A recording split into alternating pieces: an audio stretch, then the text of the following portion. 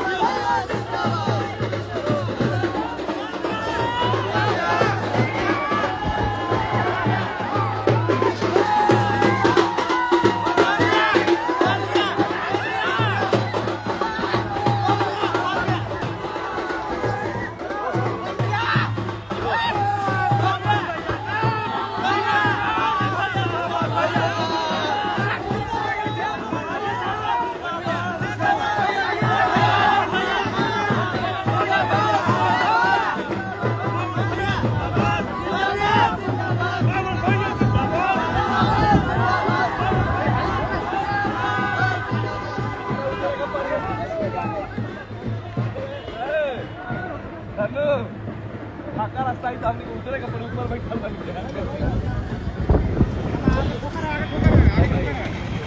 आपल्याला